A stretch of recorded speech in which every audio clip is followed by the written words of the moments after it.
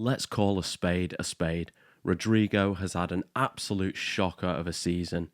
So why, in their right minds, do Chelsea and Arsenal want to take him to the Premier League? So, let's talk about this from all three perspectives. First of all, Real Madrid. Rodrygo, the once promising young Brazilian, cost 45 million euros, came in from Santos, promised to be the next star, hasn't quite lived up to expectations. And yet, despite this, he's still got a market value on Transfermarkt of 100 million euros. Admittedly, that has fallen from 110 million euros.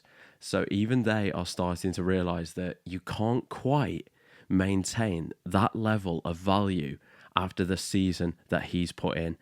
And the numbers don't lie. If we have a look at Rodrygo's season, in a season in which he made 50 appearances, he's only managed 13 goals and 10 assists across all competitions. And I know that you can also say that Vinicius has had an absolute shocker of a season.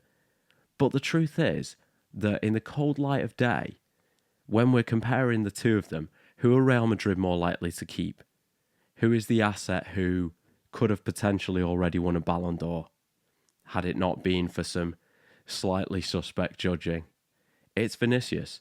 So with that in mind, is Rodrygo surplus to requirements at Real Madrid? Is he the luxury that they can finally dispose of? Is he the key to unlocking the ability to rebuild that team? Personally, I think yes. And here's why. So we've always been fed the narrative that Rodrygo operates best from the left wing. Problem being that position isn't on offer at Real Madrid and it isn't likely to be on offer in the near future. You've got Vinicius and Mbappe, who are arguably the best in the world, on that side. And with Alonso coming in, we're not even guaranteed to play three across the top. It's very possible that he goes with two up top. And in such a scenario, you're going with Mbappe and Vinicius. And you could argue, of course, that Rodrygo is an incredible option to bring off the bench, and I would agree. But can you afford to have 100 million euros burning a hole in your pocket sat on the bench? I don't think so, particularly when you can put that money to good use in rebuilding the team. And as we've seen already from the business that Real Madrid are trying to do this summer, that's the goal. The goal is to make this something competitive, something that can compete with the likes of Paris, Barcelona, Inter Milan, Liverpool, and let's be fair, City, because we know they'll return. You can't keep them down for long. So with that in mind, where do I think that he should go? Well, the news coming out of AS in Spain is that Chelsea have joined Arsenal in the hunt for Rodrygo. And recently we heard from Relevo that Manchester City were keeping a close eye on things, and it's no secret that Pep Guardiola is a massive fan of Rodrygo. Let's look at those three teams, because I do believe that there is a correct answer here, and I think there are potentially two horrific answers here, because Rodrygo is a little bit of a double-edged sword, because when we sign players like this, and this is one of the reasons why a lot of fans tend to hate Real Madrid, when we sign players, there's a couple of different reasons. Number one, because they could be good for the team. And number two, because it's a market opportunity. And what do they mean by that? They mean that you're signing potential, you're signing a star, you're signing someone that fans potentially want on the back of their shirts. But also, you're keeping him away from other clubs. And it's really important to remember this. For example, if we look at the likes of, my last video was Franco Mastantuono. So Franco Mastantuono is an incredible talent. He's got a lot of potential, a lot of upside to his game. He's got a potentially high ceiling.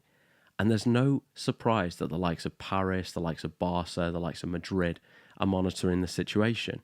It's because they look at the player and they think, what if this is the next coming of, and I'm going to massively exaggerate here, Lamine Yamal or the next Leo Messi? How many times do you hear that? The next Pele, the next Cristiano Ronaldo? Teams never want to find themselves in a position where they're thinking, I should have just paid the buyout clause. I should have gone for it. Because occasionally one slips through the net. For example, there's no one that would dispute the fact that Vinicius was worth the 45 million euros that we paid for him a few seasons ago. I say a few seasons, 2018. It's incredible how quickly time flies. But the point still stands. You do not want to miss out on something like that. And on the other hand, whilst Rodrygo isn't particularly productive for Real Madrid from that right-hand side, with any of those three clubs that I mentioned, they will play him in his preferred position because he's an immediate upgrade on what they already have. Chelsea tend to go with Jadon Sancho on the left, and Jadon Sancho blows hot and cold. One week he's providing you assists, the next week he's doing absolutely nothing. And he's going back to Man United anyway. If we look at Man City, I think few would argue that Rodrygo is a massive upgrade on the likes of Doku and Grealish, who could potentially leave this season. Grealish's output has been next to nothing. As much as I like him as a player, and I can appreciate his ability to hold the ball, he just doesn't come up with the numbers. And therefore, Rodrygo would represent a huge upgrade there. And finally, Arsenal. Now, Arsenal have got Gabriel Martinelli on that side, and Rodrygo coming in does represent an upgrade for them. He's not taking Saka's place in the team. Saka's one of the best right-wing forwards in the game, but Rodrygo does give them another weapon. And if Arsenal are likely to keep going with the signing of Victor Gyökeres, then they could have quite a formidable front three. Rodrygo, Gyökeres and Saka is very, very frightening.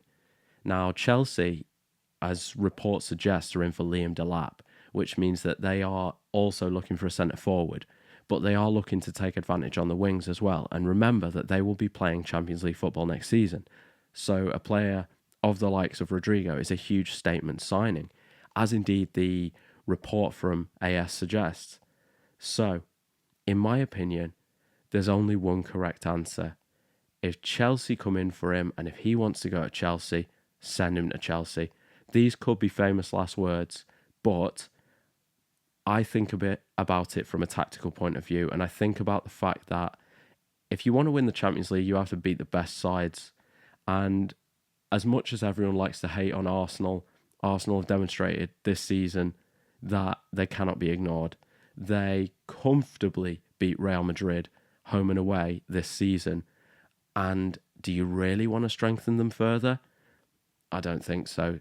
So with that being said, there's no way in hell that I'd send him to Arsenal. The same could be said of Man City.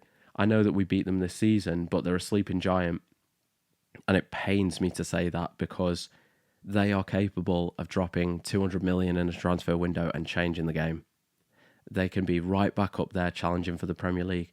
And for all of those games that they lost, all the points that went missing, they still managed to qualify for the Champions League because they saw a problem and they threw a load of money at it in January.